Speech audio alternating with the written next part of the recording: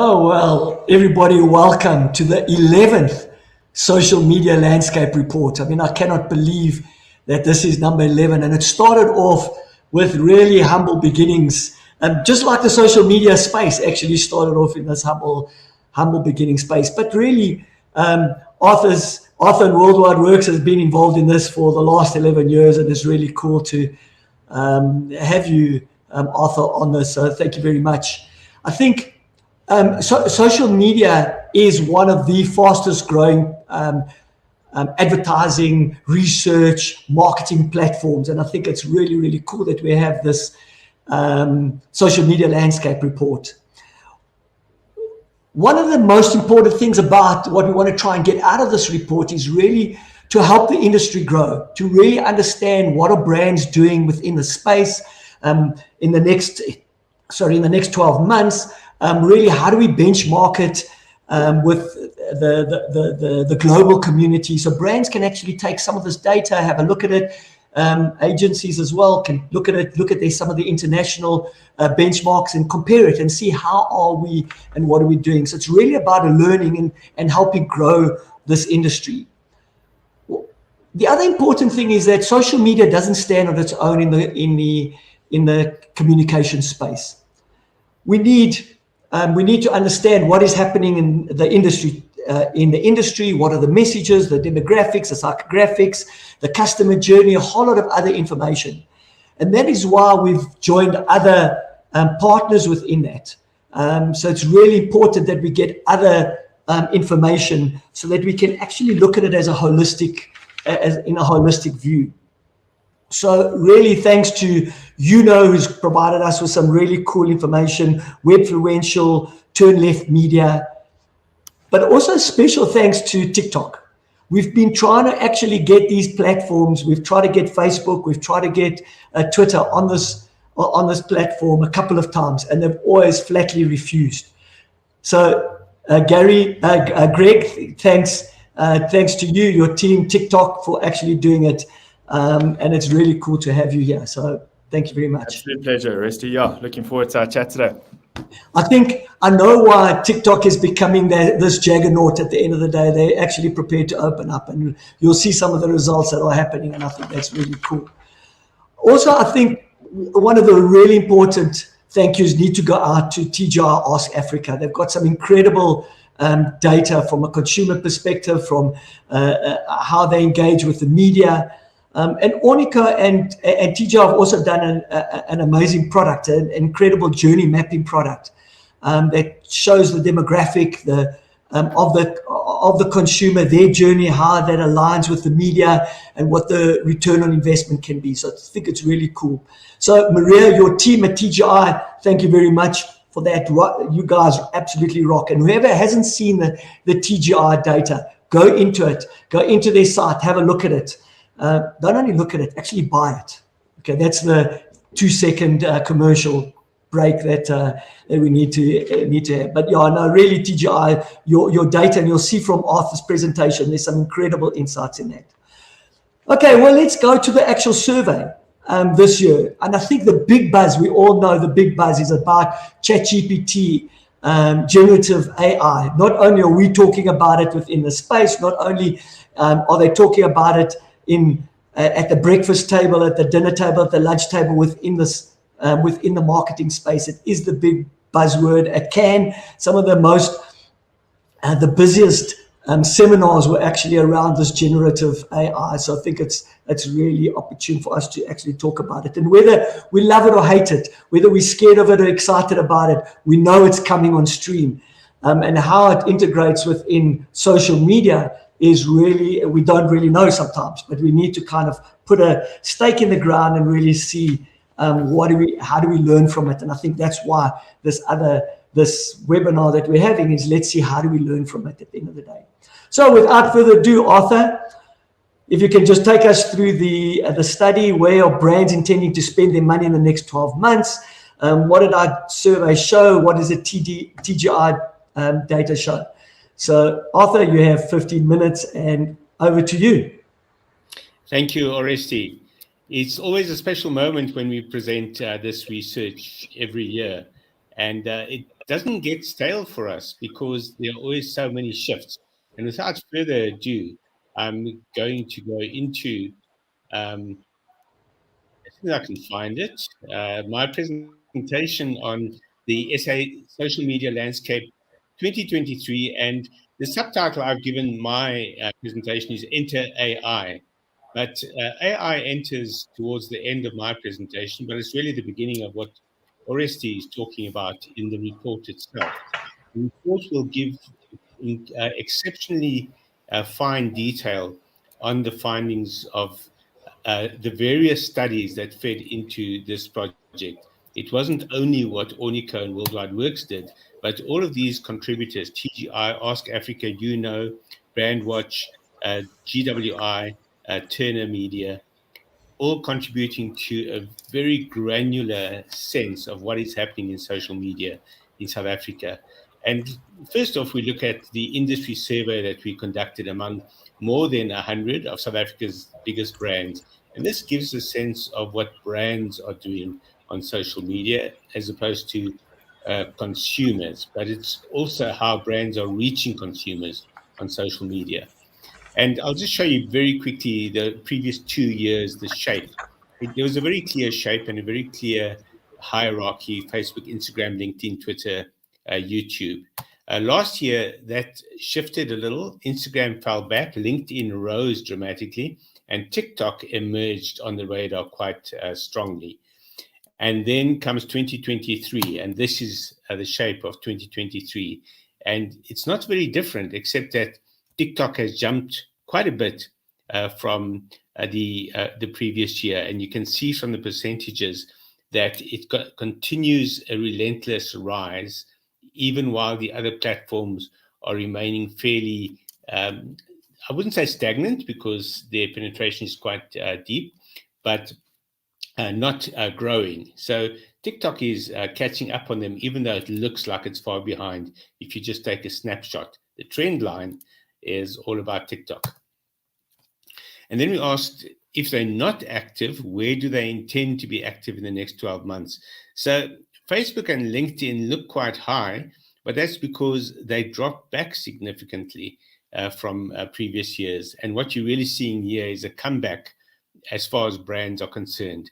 But again, significantly, TikTok has the highest intention rate of joining or of brands taking on a new social media platform. 28% of brands who are not active on any of these or on the platform intend to embrace TikTok next year.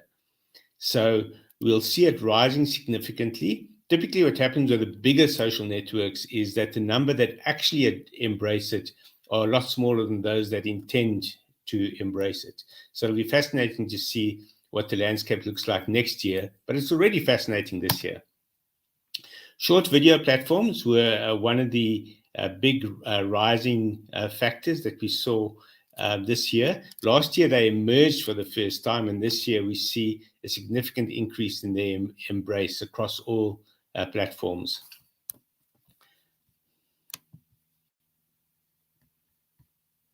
I think I just lost the presentation. Just give me a second. And then we asked, which platform are you spending most of your social media budget on? And Facebook dominates, and it looks like it rules and it is unbeatable. But when you look at the actual trend line, it dropped dramatically from 58% last year to 43% this year. Whereas Instagram, its sister platform, dropped from 15% to 4%. So you can see a significant shift away from Facebook in terms of being the dominant platform where people allocate their budget. LinkedIn had a fair rise. Twitter fell. And for the rest, we didn't see a significant shift in where the most budget is spent. But what that does tell us is that they're evening out their budget. They're allocating it across platforms rather than focusing it on one specific platform. And then who manages your social media account is always an interesting one. And what stands out here is that the agency is back. 2021, 27% of big brands used agencies, and that dropped significantly last year to 16%, but suddenly it's rebounded.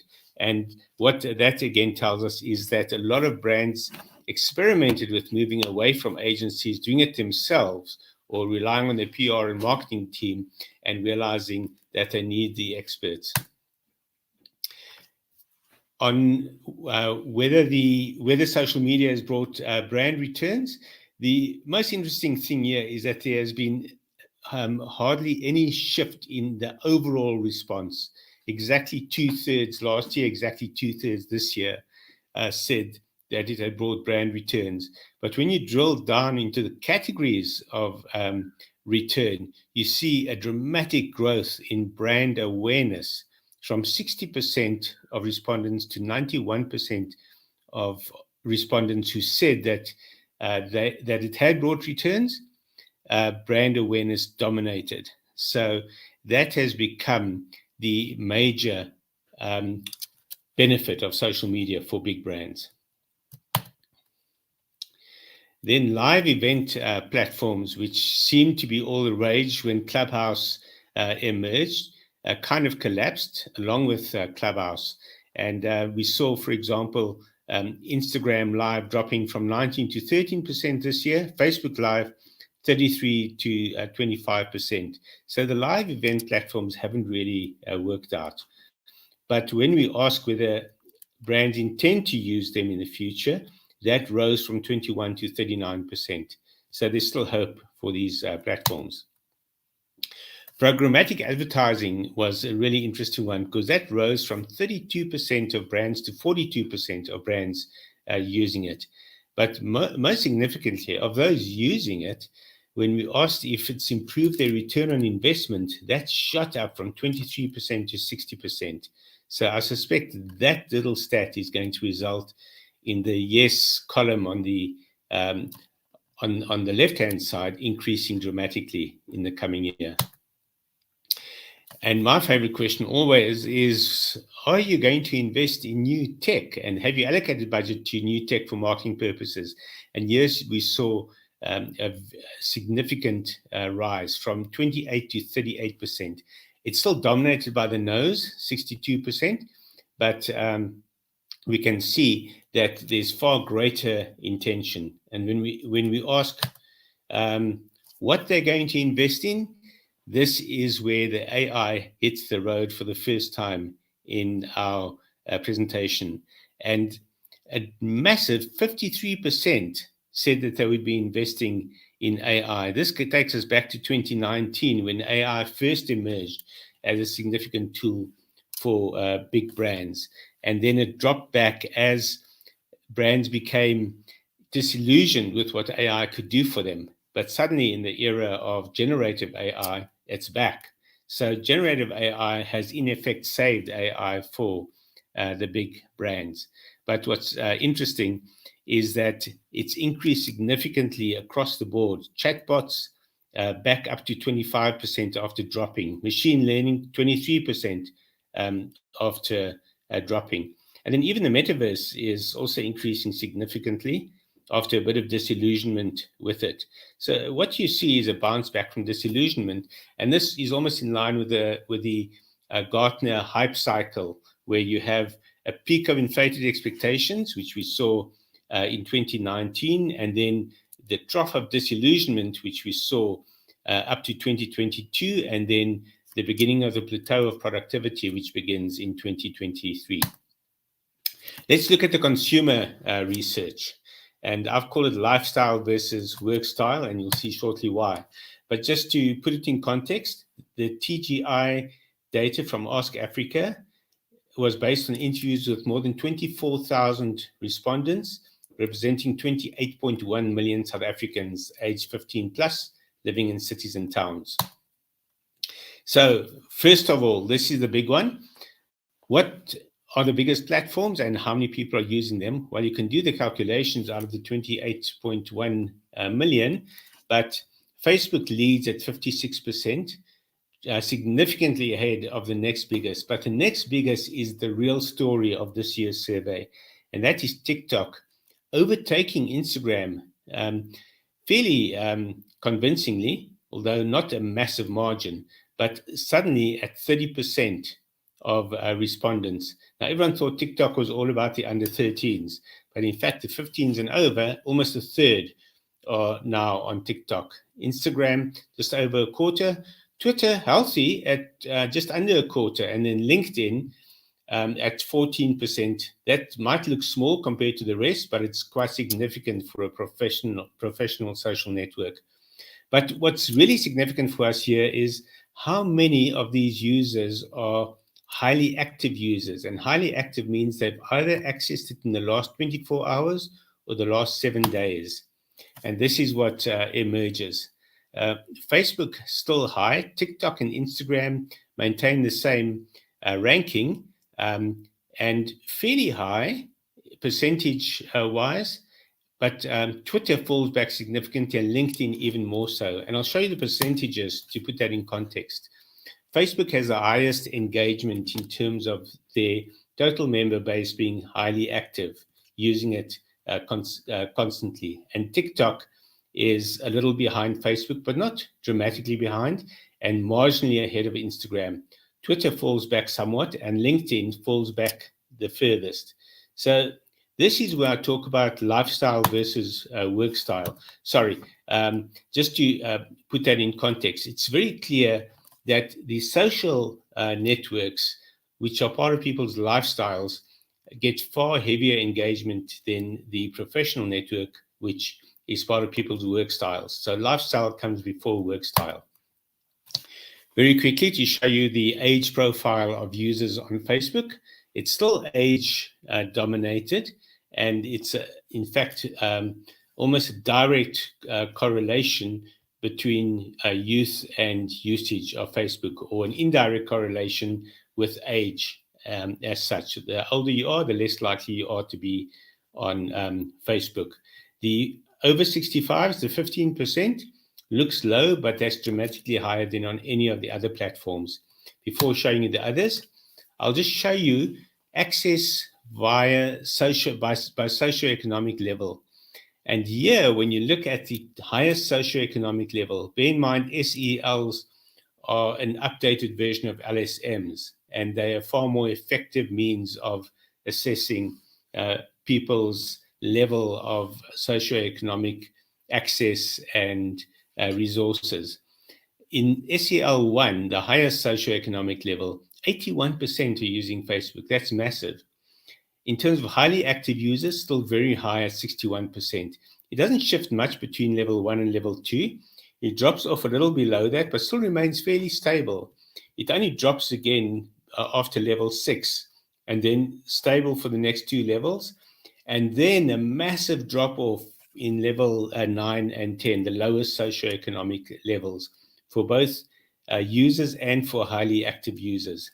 And this is the beginning of the indication that social media in South Africa is strongly connected to privilege. Instagram, slightly different profile, and here we see that the user base is evened out in terms of ages across the first 2 segments. So up to age 34, fairly stable. Even up to 44, it's not very different, and then drops off dramatically in the 45 to 64s and the over 65s. And that profile of the over 65s is fairly standard for the next few social networks, as I'll show you in a moment. But here I want to show you the direct correlation between socioeconomic level and usage of Instagram. The higher your SEL, the more likely you are to use Instagram, with a massive 65% in the SEL1 using it. For highly active users, exactly the same shape of graph, and at a slightly lower level, of course, again showing you that Instagram is also directly connected to privilege. TikTok is the fascinating one, because here we didn't expect to see such penetration in the 15 plus age groups. And yet we saw 44% in the 15 to 24 age group penetration, and not a significant drop-off in 25 to 34s at 37%. The next one, 35 to 44, still 32%, very high. And then only do we see the significant drop-off. But what's interesting is the 65 pluses. I'll just very quickly show you Instagram, 5% of the total and 2% highly active. Exactly the same with TikTok.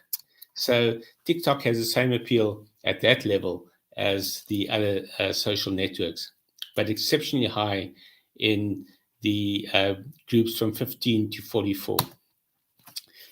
Socioeconomic level again shows us that there's a direct connection between usage and privilege. And especially with the highly active users, you can see that it's again that direct correlation between usage and how high your socioeconomic level is. I'll just quickly show you the top app downloads to give you an indication of why TikTok is so powerful. TikTok ranks #1 on iOS, which typically are older users, typically more affluent users. Even there, TikTok dominates. On Android, TikTok comes in at #2 for TikTok Lite and #7 for the general TikTok app, beaten out only by the online shopping app Shein or Shane, depending how you prefer to pronounce it. And it's fascinating to see two Chinese brands dominating app downloads on Android, despite the American effort to ward off the Chinese threat. Now we move to Twitter, and here we see an evening out of usage across the first 3 age groups, and then a significant drop-off to the 65 pluses who are at the same level as on the previous 2 social networks.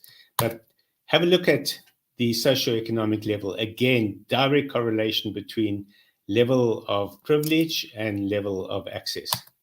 And then finally, LinkedIn. Here we see a different shape for the first time, and this tells us about people's work styles rather than lifestyles again. And the most likely to be using LinkedIn are people who are entering their careers or beginning to rise up in their careers. And there it's a 19% penetration. But highly active users, even at that level, is well under half of the total users.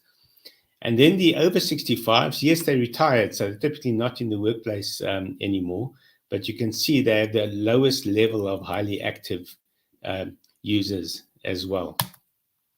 Socioeconomic level, a little more scattered, not as direct a correlation, but still a correlation between socioeconomic level and access, especially when you get to the lowest SELs. And there you can see that those with the lower SELs are highly unlikely to be accessing LinkedIn. So access equals privilege, privilege equals access. Very quickly to show you the LinkedIn rise in recent years. LinkedIn, 11 million South Africans, according to LinkedIn's own stats in total. Globally, 930 million. So still growing strongly. There's nothing boring about the growth of the boring social network. And this is actually my favorite one. Getting back to AI, we looked at what are the most commonly used emojis that mention ChatGPT on Twitter. And look at the two in the middle, the cotton reel and the mind blown. And the mind blown I can relate to because my mind is constantly blown by what I can do with AI tools in general. But that cotton reel is actually very funny because what it represents is the thread. And if AI is defined by nothing else on social media or on Twitter, it's defined by the thread that explains it. So the thread unpacks it or lists AI tools, etc. So there's a huge amount of AI explaining going on. And you are typically either on the thread side, explaining the thing, or you are on the mind-blown side. And the rest all revolves around those two. you can decide which is the one that you want to embrace, and that will dictate how boring you're going to be on social media. Thank you very much. Yeah, great. Thanks, Arthur. It's always informative. We've got a lot of questions here, and most of it actually is around AI. I'll ask them a bit later. Let's just get into our panelists. Just a couple of things that I really picked up out of our survey, Arthur, is that our respondents of the lead or the sole decision maker in the brands have actually increased from 31% to 53%. So I think it's really cool, because then it gives that real impetus to this to this data, and I think that's a really great increase there. Obviously, from a measurement company, some of the things that really interested me in terms of brands and how they're measuring the effectiveness of each of these platforms, I found also interesting. When we're looking at Facebook, brands are looking at it. The way they measure effectiveness is on Facebook, likes number 1, mentions number 2, click-throughs number 3. On Insta, it's mentions number 1, likes number 2, and click-throughs number 3. LinkedIn is exactly the opposite way around. And they look at click-throughs, then mentions, then likes. And Twitter, just like Twitter is, they want to do things out of the box. It's completely, and so people look at that as well. So followers is number 1, and then mentions and click-throughs. So I think that's a really nice, interesting way on how effective and how you're measuring that effectiveness. So let's get into our conversation. So Antonio, we've got some amazing data from GWI on the people's time spent on social, the reasons for being on social media. Do you want to give us a little bit more insights into what you've seen out of that data? Sure. Firstly, thanks for having me. And yeah, very, very interesting insights from that side. I think first and foremost, what blew me away was that a lot of users still claim to come onto social to keep in touch with others.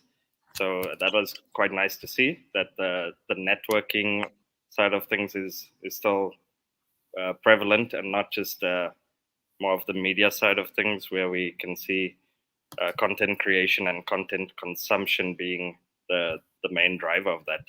And I think first and foremost that Facebook itself presents us with that example quite clearly, when we see that almost 60% of users claim to get on there to watch videos. So that's also in line with the trends we are seeing today. So Twitter has gone through some major changes from an AI perspective, from an algorithm perspective, etc. And it's made all our lives completely chaotic, especially in the last 6 months with the API changes, etc. How, and Elon Musk, kind of throws this bomb in a crowd and sees what's happening. So it's driving us all absolutely mad, which drives the data mad when we're supplying it to clients. What are your takes on that, on the changes on that on the API? And how does it specifically, Antonio, specifically from a brand perspective, how they're going to be affected as marketing brands, that kind of side of it, please? Yeah, no, it's obviously we've seen an extensive price hike there, and that has affected many in different ways. From obviously just a market perspective, we've seen some smaller companies having to close down because they just can't keep up with the cost of that API anymore. Luckily, us at our partners have been unaffected by that, thankfully. But I think in general for brands, we have seen that the acquisition of these technologies, they've had to now consider just how much they prepared to spend, because a lot of these tech companies have offset that cost onto the end user, So I think it has led a lot of brands and companies to just carefully consider just the return on investment that they're getting from these tools, and how valuable that Twitter API is to them. Yeah.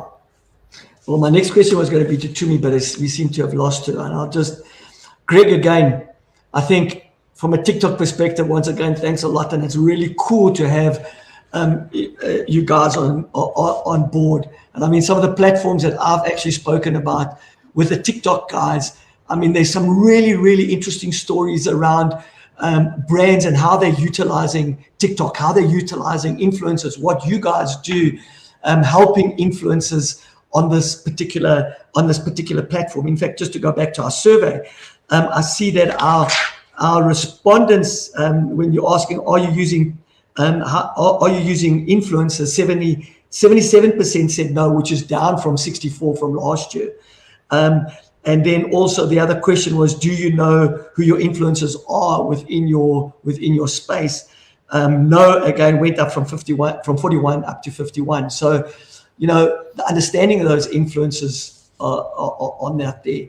Do you want to elaborate what TikTok is doing in terms of helping influencers understand that space? Sure. Thank you, Aresti. Appreciate the time today. I think just from a TikTok point of view, I think our mission statement is to inspire creativity and bring joy. And I think that's exactly what we've done. So just in terms of what we've seen, and one of the big paradigm shifts is the democratization of content creation. So we don't talk about influencers, we talk about creators. And essentially what it's enabled is everyone in their own right to become a creator. So essentially we've seen the rise of what we call prosumers. So essentially people that consume content, but at the same time are able to produce. But in saying that, obviously the lifeblood of TikTok, and anybody and all the kind of listeners that are tuned in today, I'm assuming they're on the platform and consumed it in their own right, will realize that obviously creators are the lifeblood of the platform. So the rise of the creator economy, we heavily invested in it. From a TikTok point of view, I obviously represent what's called GBS, which is the business solution side. But on the other end, we've got a fully fledged ops team, which has done incredible work in terms of incubating up and coming talent from a local perspective. The platform itself, or the kind of the platform is essentially Level Up, where we've gone ahead and over the last kind of 2 years incubated just over 350 creators in South Africa across all verticals, all content categories per se. And what's interesting again is if we see the shift, we've seen more of a shift from kind of influencers to creators. So historically, influencers have been kind of based on popularity, and it's popularity for impact, I suppose. And that shift now, obviously, into the creator world is essentially expertise for impact. So yeah, that's a couple of our thoughts. Again, creator and the opportunity, I think even going back to that and just the use for brands, I suppose just touching in on that is almost 80% of Gen Zs essentially ignore ads or skip over them completely. And what we've seen from our users is the ability for brands to collaborate with creators, and in that drive out that authenticity, that trust, and that relevance. So we can touch on that a bit later, but yeah. Yeah, I mean, if we look at the theme of the social media landscape report this year, we're speaking about social media. Is it still social? And you've got a great article there and talking about authentic connections. TikTok is still a digital space. Do you want to talk to us about, and brands need to make those authentic connections? I mean, that's what part of the Holy Grail is. How do they make those authentic connections? How are you aligning the digital space on TikTok and aligning it with authentic connections? Sure. I think if we just go back to just how and where we've kind of evolved from. So if you consider pre-2010, everything was kind of set around a knowledge graph. So it was the rise of search engines. You jump in, kind of search whatever topic it may be, get the necessary information. Post 2010, we obviously saw the rise of the social channels, and essentially everything was set around a social graph. So essentially connection between your friends, your family, and the brand that you like and follow each and every day. So as you jump into the platforms, naturally you expect to see this type of content come through.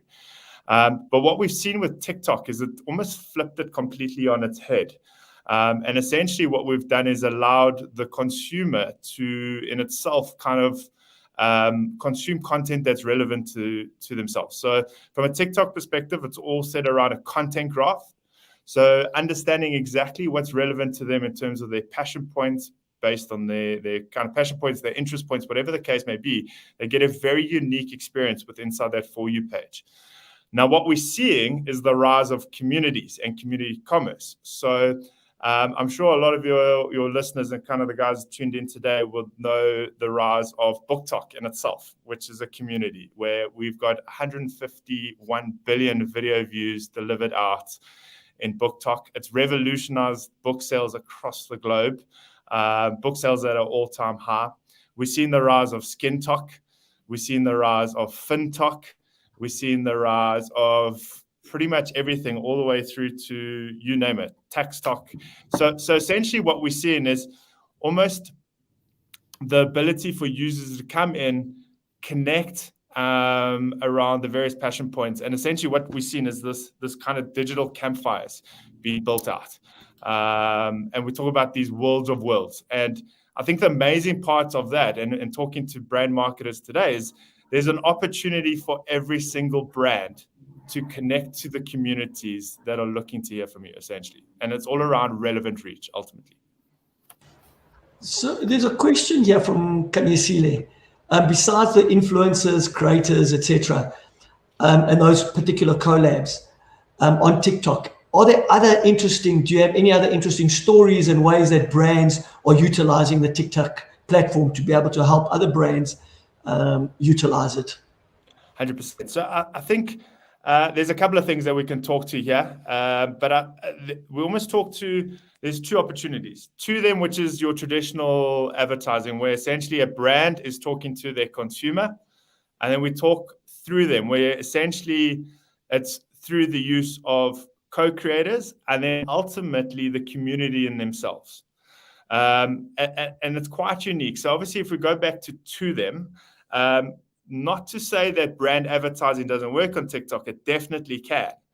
But essentially, it all needs to be centered around entertainment. What we've seen is 67% of our users actually don't mind brand advertising as long as it's entertaining. So I think if you can crack the entertainment factor, you're winning. But beyond that, just talking about through them, the opportunity is to co-create with obviously creators in themselves. But beyond that, what we're actually seeing and what's completely unique, it goes back to those communities, is this community amplification. So what we're seeing is actually users come in and kind of review products that they use and like every day, essentially. And through that, that's where you've seen the rise of these worlds of worlds, the likes of BookTok, SkinTok, and the like. So I think there's opportunity for brands, both from a brand advertising point of view, but at the same time, using that community amplification and forming part of the community, being part of it. TikTok users will embrace you for it, essentially. Yeah.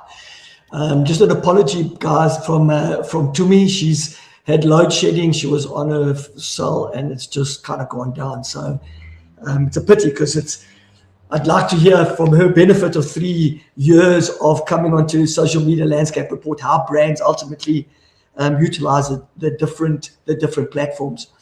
So Razia, I mean, you would look at it from a slightly different perspective. I mean, most of your members from IIB are digital agencies, but also a lot of the publishers. So social media and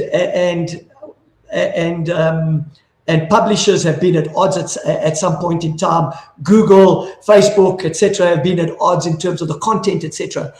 But when you look at that report that we've done on the insurance industry, the highest influencers and influential authors are actually the publishing houses. How are those publishing houses navigating these platforms so that these platforms don't eat their lunch? What is it? How are these publishing houses actually navigating that whole space?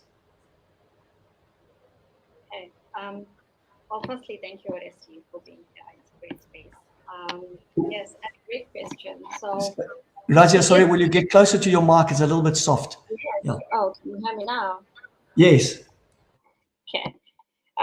Great question. And indeed, we do look at it from, much higher level. But I think ultimately, when it comes down to publishers being a very non-biased voice in the industry and somewhat bridging the gap between that non-bias and algorithmically speaking conversations, so it's tapping into the spaces by being part of allowing the conversations to flow through trust and credibility from a publisher's perspective, and then incorporating all those conversations into spaces where people are looking for the right messaging. Can I trust what is being said about this, that, or the other from a holistic perspective? So when when publishers come into the space of social media, it's nice to see that sometimes, it would be nice to see holistically, is where publishers actually use these platforms as a way of communicating to the people who are looking for that information naturally, right? So instead of seeing them as a competitor, it's about incorporating and using the platforms as a way to reach people.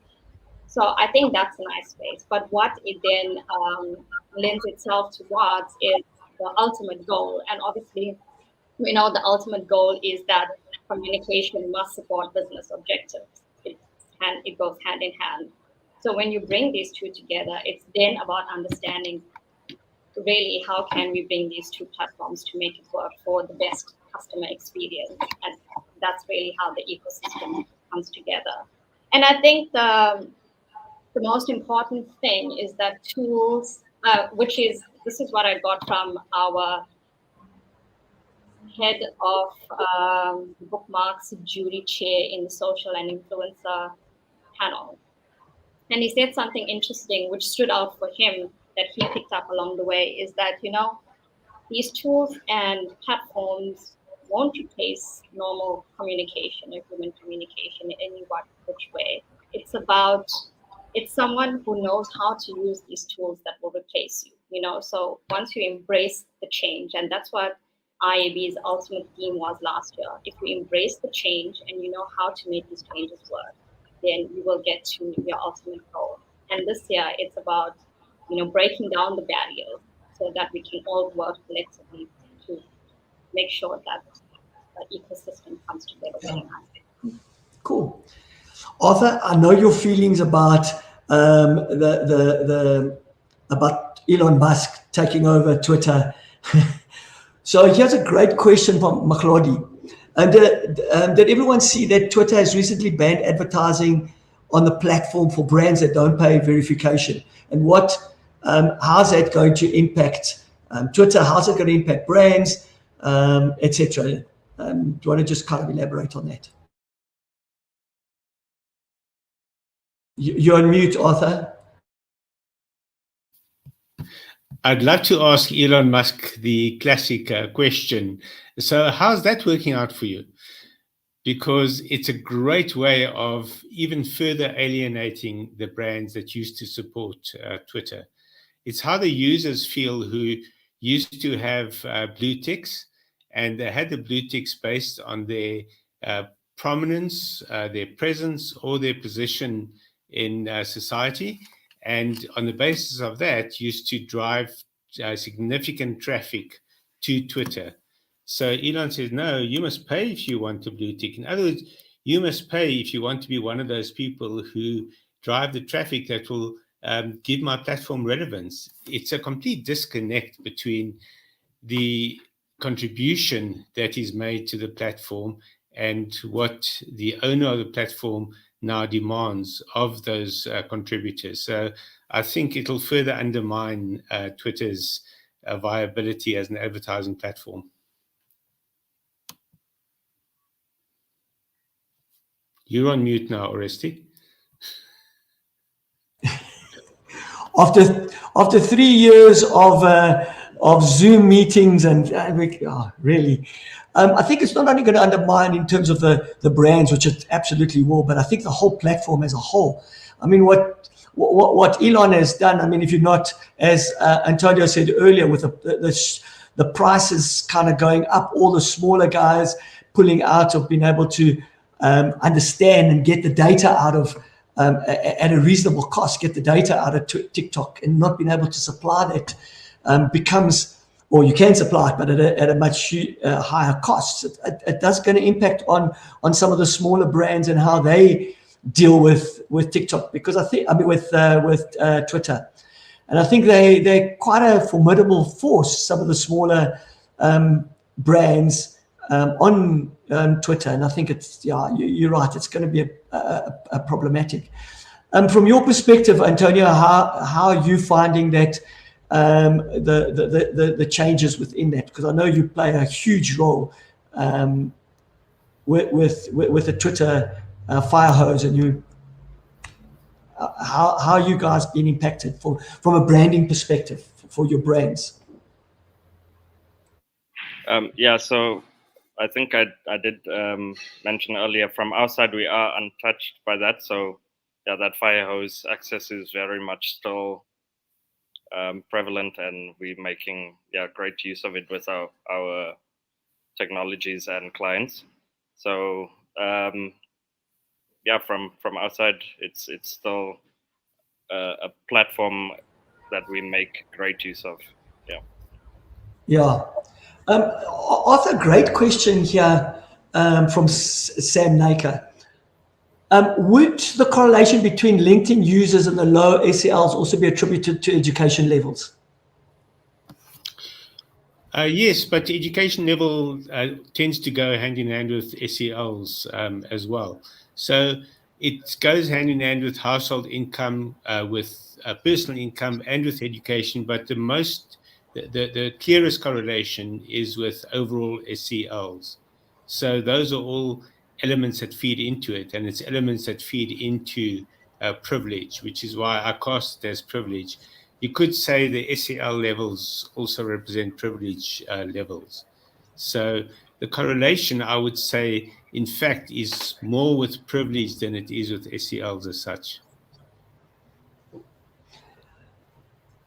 Any predictions on the future of YouTube Shorts, Arthur? It's hard to say.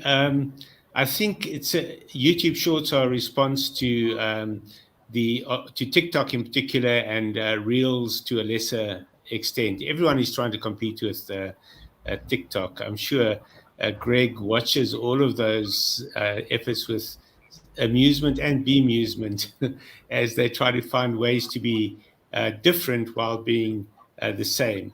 I think YouTube's strength lies in its existing offering, and I don't think the shorts are going to be a major differentiator for them.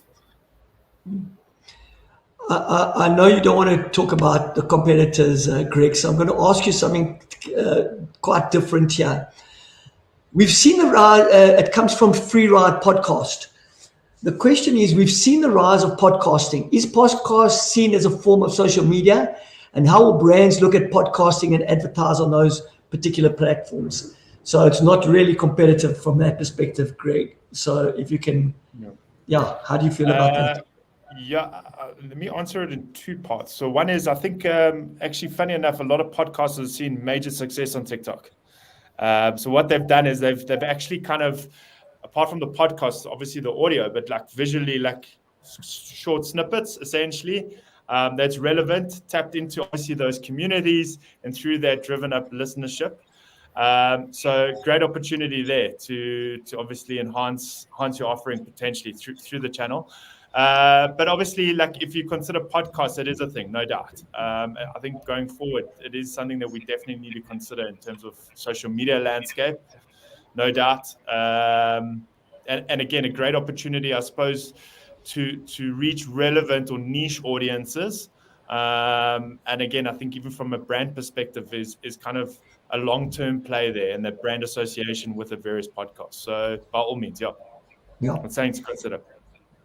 Lerato Bartman, and I'm going to ask you again, Greg, on this because it's not necessarily about other platforms. I know she is asking about other platforms, but maybe let's bring it into a TikTok. How are we intentionally using TikTok to be able to drive awareness around education, like safe sex, consent, current affairs within the 15 and 24 age group, which is really very focused on the TikTok space as well? Again, let me kind of pick it up on certain aspects here. But one is, firstly, we can't advertise to anyone under the age of 18. So 18 and below is completely off guard. But I think there's a massive amount of investment from a TikTok perspective with the younger audiences. So from a global perspective, we've actually rolled out what's called a STEM feed, which for your listeners, STEM is obviously science, technology, engineering, and math. And that is essentially directed at under 18-year-olds. And essentially what it is to drive up that education around those various kind of topics. We're testing it obviously globally in different regions. I'm hoping at some point it is released locally from a South African perspective. So I think that's one. Funny enough, I was at a brand launch or an agency launch just last week as well. And it was incredible. We talk about safe sex, but it was an incredible case study that came out of, I think it was out of France, of how a brand, which was not a brand, sorry, it was a government driving up HPV vaccination, and how they co-collaborated with creators to drive this education within the youth, aimed at kind of 16-year-olds, whatever the case may be, and it was done organically. But super, super powerful. So I definitely think there's opportunity here, no doubt. I think both from an education point of view, there's obviously the STEM feed that TikTok's heavily invested in, but the opportunity for brands and organizations to tap it. But it all comes back to that relevancy being one, and then that authenticity, which again lends itself very much to the worlds of creators. Thank you. This is a question I'm not sure any of us will be able to answer, but let's give it a go anyway.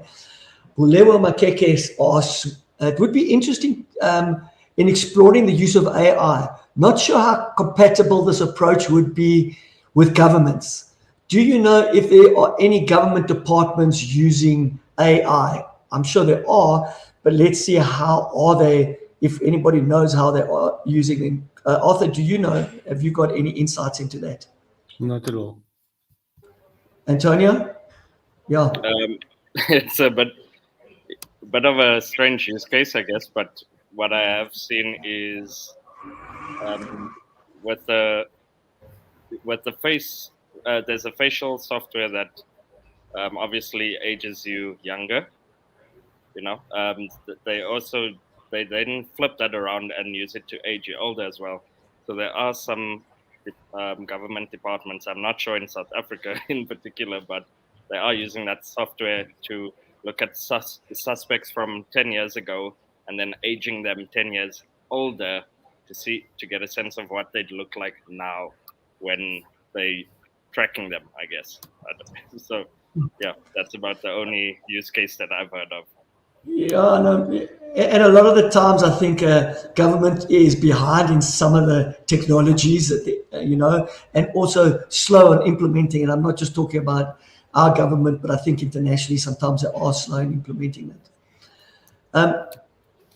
Sam again asks, I work in the radio broadcasting space. How can we leverage, so I suppose, Greg, this is your question again. How can we leverage our TikTok content to extend, amplify, reach from our terrestrial formats? How would we track, measure this to justify this extension? Cool. Let me just understand this question again. Let's just go through it. Leverage our TikTok to extend, amplify, reach to terrestrial formats. How can they measure and track? Okay, so firstly, I'm just not quite clear on the question. Is he essentially taking TikTok formats and extending it into other channels, essentially? No, taking the broadcast channel and extending it into TikTok. And how can they measure? How do they measure that? Yeah. Again, yeah, look, I mean, it's very, we'd need to kind of understand the business a little bit more, but essentially, yeah, again, bringing that in, no doubt, again, we can see if just based on viewership, on engagement, and then again, if we're actually able to attribute it in terms of listenership potentially, we could do that. Just from a measurement point of view, we've obviously got, similar to all the other platforms, just in terms of online and offline measurability, we could set that up. I'd need to understand the business a little bit more to answer that. Sorry. Yeah. Arthur, in terms of from a branding perspective, and I know this is specifically a question for TikTok, but I think I want to open it broadly so that we're not just looking at TikTok. So, what are some of the quick wins from brands on some of the social media spaces? And I know Tumi wanted to bring up that different brands use different, they're stronger on the different platforms, and there's a reason behind that. But what are some of the quick wins that brands can have on the different platforms? Well, what I would say is that the principle that applies on all the platforms is to avoid hard sell and don't come across as selling, but rather sharing. So sharing content, sharing value, sharing advice is a big win. But the other that really works well is humor. So we all know the Nando's story, for example, and the popularity of their ads way beyond just as marketing vehicles. I'd love to see more brands emulate that kind of approach to content on social media, as opposed to the really boring stuff we see. I don't know how many of you play mobile games, but I occasionally dip into the odd mobile game and I get exposed to these ads that I have to watch if I want to continue. And I'm astonished how bad they are and how boring they are. And the ones that inject a bit of humor, I really enjoy, and that engages me because they stand out. So try to stand out with your social media posts. And the best way is a bit of humor. Yeah. And I think storytelling is also a really important one. Yeah, Greg? I can actually jump into that, but what we're seeing is the rise of, we talk about edutainment. So people are there firstly to be entertained, no doubt, but at the same time educated.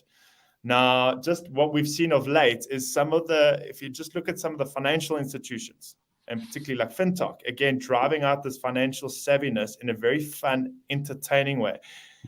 Whether it be through humor, whether it be whatever, but at the end of the day, the consumer wants to take something away from the brand. So it's all about enabling. But yeah, I think there's a massive opportunity. And again, like I say, it's any brand that specifically, if they understand their community and their audience, there's opportunity for them to jump in and drive that edutainment factor. Yeah. If I can just underline that, Oresti, Greg earlier mentioned BookTok, and even in South Africa, BookTok has become an incredibly powerful driver of book sales. You actually see shelves of BookTok recommended books in Exclusive Books, for example. So the advice to brands there is to be aware of the trends that are or the shifting trends and the dominant trends in social media, and to leverage those where it makes sense. If you're a book publisher and you're not leveraging BookTok, then you're doing your organization a disservice. Yep. There is a final question, because our time is just about up, from Cassie Mantle. I'd love to know about the legalities of using AI in advertising campaigns. Are there any, talking about BookTok, is there any published work around this? And would anybody know? Arthur, do you know? There's a lot. Just Google it. Or go into ChatGPT and ask them. Or rather Google Bard, because it's more up to date. Yeah, that's true. Great, guys. I think that takes us to the end of our session. Thanks to everybody. If you need the full report, it's over 130 pages this year. You can go to the Worldwide Works website or to the Ornico website. You can Google or BART that as well, and pull that report down and use it. And there's some fascinating insights and great stories from all our partners. So thank you very much. Razia, thank you very much on that. Antonio, thanks again, and to your team at UNO. I think this is the third year we've done this collaboration, and it's really cool. Greg, once again, absolute thanks to TikTok, and hopefully they can come on again next year and give us some of their trends, global trends, and see what's happening within South Africa and how's that aligning. And Arthur, to you always, I mean, I think it's actually an absolute pleasure. Partnering with you and Worldwide Works on this, and there's some incredible insights. If anybody, if any of the brands want us to actually present this as well, just let us know, and we can actually come in and actually present it and give a lot more in-depth into that. So thank you very much, guys. We really appreciate your time, your effort, and all those respondents. Thank you for responding to it. Thank you, Thanks, Razia. everyone. Thanks a lot. Thanks, Maurice. Thank you, guys. Thanks so much, Bye-bye. everyone. Okay.